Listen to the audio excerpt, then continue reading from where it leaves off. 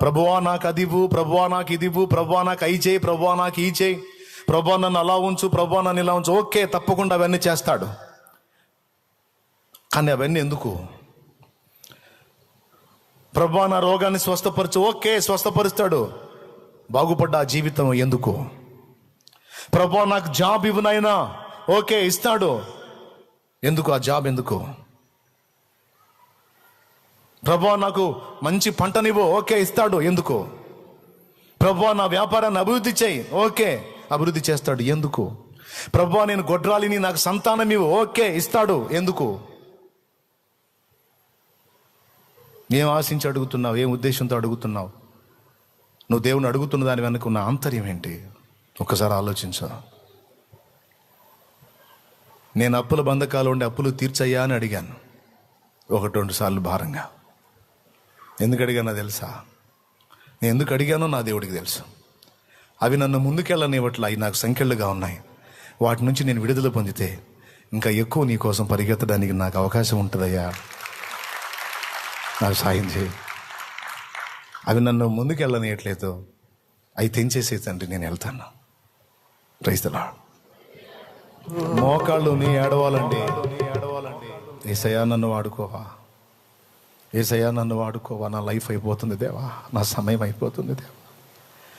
యేసయ్యా నీ శక్తితో నన్ను నింపవా. నేనేదో పాస్టర్ అయ్యని, పాస్టర్ అమ్మని కావాలని ఆశ నాకు. నా ఊపిరి నువ్వు తీసేలోపు, నన్ను పిలిచేలోపు 4 జీవితాలు వెలిగించాలన్న ఆశ నాకుంది.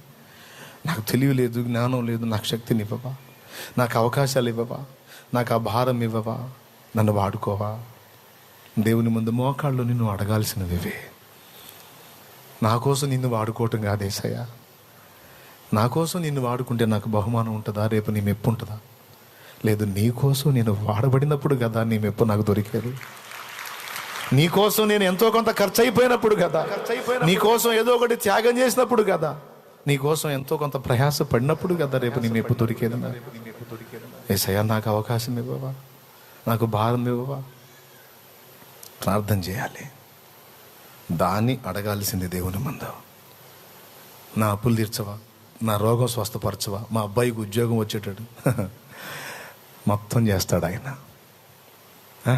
నా ఆర్థిక సమస్యలు తప్పకుండా తీరుస్తాడు. ఆయన సర్వశక్తి గల దేవుడు. ఒక్క చూపు చూసాడంటే నిన్ను ఏడిపించేది ఏది ఉండదు. కానీ నువ్వు ఆయన వైపు చూడాలి, ఆయన చిత్తాన్ని వెతకాలి. నేను బలహీనరాల్ని అనుకోవద్దు, నేను ఆడపిల్లని, నేను చదువులేని వాడిని, చదువులేదని అనుకోవద్దు.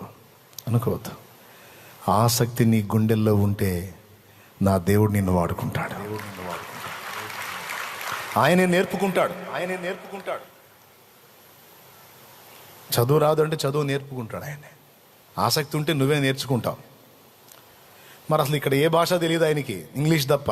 విలియం కేరీకి మరి ఎన్ని భాషలు నేర్చుకున్నాడో చూడు. మరి ఆసక్తి ఉంది, పరిశుద్ధ గ్రంథం చదవాలి, ధ్యానించాలి, ప్రకటించాలి. నిజంగా నీ గుండెల్లో ఆసక్తి ఉంటే ఆ అక్షర జ్ఞానం నీకు ఆయనే ఇస్తాడు. కొద్ది రోజులు కష్టపడి నీకే ఆసక్తి పుట్టిస్తాడు. నేర్చుకుంటావు, దేవుని గురించి ప్రచురపరుస్తావు. ఆడపిల్లనని భయపడద్దు, చదువు లేదని కృంగిపోవద్దు, బలహీనురాలని నిరాశపడద్దు. నీ హృదయంలో ఉన్న ఆసక్తిని బట్టి దేవుడు నీకు అవకాశం ఇస్తాడు. నిర్ణయం నీదే. ముగిస్తున్నాను నేను. ప్రిస్కిల్లని, అకులని ఒకసారి చూడండి. భార్యాభర్త ఇద్దరు మాట్లాడారంట. ఆమెకి ఎంత ఆసక్తి చూడు ప్రిస్కిల్లకి.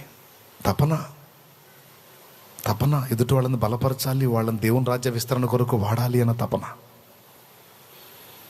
ప్రతి ఆడబిడ్డ, ప్రతి మగబిడ్డ ఈ భారం ఎరిగిన వారై, గుండెల్లో అలాంటి తీవ్రత గలవారై, దేవుని పనిలో ప్రతి ఒక్కరూ తమ తమ బాధ్యతను సరిగా నెరవేరిస్తే అనతి కాలంలోనే విస్తారమైన ఆత్మల రక్షణ కార్యం జరుగుతుంది. భూమి మీద ఏ యజమానుడైనా పని చేయించుకొని జీతం ఇవ్వకుండా ఉంటాడా? మరి యేసయ్య పని చేసిన నీకు జీతం ఇవ్వడా? ఇస్తాడు. కాకపోతే మనకు విశ్వాసాలు ఉండవు, కాకపోతే మనకు నమ్మకాలు ఉండవు. ఏందోలే అనుకుంటే వెళ్తాం కూటమి అయిపోయినాక. అదే కదా, అదే దరిద్రం. #1 దరిద్రం అదే. ఏందోలే అనుకుంటూ పోవటమే దరిద్రం. ఏందో కాదు, గుండె బాదుకొని ఏడవాలి. నీ స్వజనులు ఎంతోమంది నశించిపోతున్నారు. నీ స్వజనులు, నీ జాతి ప్రజలు నాశనం వైపు పరిగెత్తుతున్నారు. వాళ్ళకి ఎవరు చెబుతారు సువార్త? వాళ్ళ కోసం ఎవరు ప్రార్థిస్తారు? దేవుడు నీకు కూడా స్వస్థత ప్రార్థన చేసే శక్తిని ఇచ్చాడు. సామాన్యుడైన శిష్యుడు అననయ్య చేతుల నుంచి ప్రార్థన చేస్తే పౌలుకి రోగం తగ్గింది, కళ్ళు బాగుపడ్డాయి. అకుల ప్రిస్కిలలు బోధిస్తే విద్వాంసుడు, లేఖనాల యందు ప్రవీణుడైన వాడు నేర్చుకున్నాడు. మరి నీ ప్రార్థనకు విలువివ్వడా? నువ్వు చేతులుంచినప్పుడు స్వస్థపరచడా? స్వస్థత ప్రార్థన నువ్వు చేస్తే దేవుడు ఆలకించడా? నువ్వు దేవుడిని నమ్మావుగా, క్రీస్తు రక్తంలో కడగబడ్డావుగా. నీ బిడ్డకు బలహీనత ఉన్నప్పుడు ఇట్రా నాన్న, ఆ కొబ్బరి నూనె తీసుకొని రా, నూనె తీసుకొని రాయా అని ఆ బిడ్డని దగ్గరికి పిలుచుకొని ఆ నూనె తీసి ఆ బిడ్డకు రాసి ప్రార్థన చేయలేవా? నీ భర్తకు బాగలేదు, బాధపడకండి నేను ప్రార్థన చేస్తానని ఆ నూనె తీసుకుని అతనికి రాసి ప్రార్థన చేయలేవా? నీ ఇరుగు పొరుగున బిడ్డకు బాగలేదు, అమ్మా బాధపడకరా తల్లి నేను ప్రార్థన చేస్తాను అని సోదరి అంత నూనె రాసి ప్రార్థన చేయలేవా? వారికి ధైర్యాన్ని ఇవ్వలేవా? దేవుడు కార్యం చేస్తాడన్న విశ్వాసం నీకు లేదా? దేవుని శక్తి సేవకుల ద్వారానే వెల్లడవుతుందా? నువ్వు దేవుని నమ్మిన వ్యక్తివి కాదా? నువ్వు ప్రార్థన చేస్తే దేవుడి శక్తి దిగిరాదా? మరి అట్లయితే అననీయ ప్రార్థన వినకూడదు కదా, అననీయ చేతులు ఉంచితే స్వస్థత రాకూడదు కదా. కానీ ఎలా వచ్చింది? కానీ ఎన్ని కుటుంబాలు ఇలా జరుగుతుందండి? ఎంతమంది తల్లులు ఇలా బిడ్డల కోసం ప్రార్థన చేసే తల్లులు ఉన్నారు?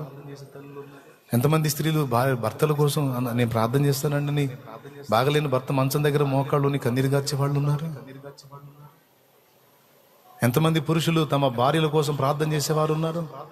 అమ్మాయి బాధపడవాకు, నేను ప్రార్థన చేస్తాను, నూనె తీసుకుంటా, నూనె రాసి ప్రార్థన చేస్తాను, ఆ ఏసైకి ముందు నేను కన్నీరు గారుస్తాను, నువ్వు బాగుపడతావు అమ్మాయి, నీకున్న జబ్బు తగ్గుతుంది, భయపడొద్దని భరోసా ఇచ్చే భర్తలు ఎంతమంది ఉన్నారు?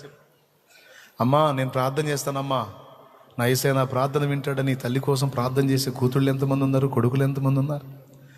నానా నేను ప్రార్థన చేస్తాను నాన్న, దేవుడు నీకు జవాబిస్తాడు నాన్న, నా ప్రార్థన వింటాడు నాన్న, నీకు స్వస్థత కలిగితే అని తండ్రికి భరోసా ఇచ్చే పిల్లలు ఎంతమంది ఉన్నారు? అసలు ఆ భక్తి ఏది? అసలు ఆ విశ్వాసం ఏది? ఆ విధమైన ప్రయత్నం ఏది అసలు ఈరోజు కుటుంబాల్లో?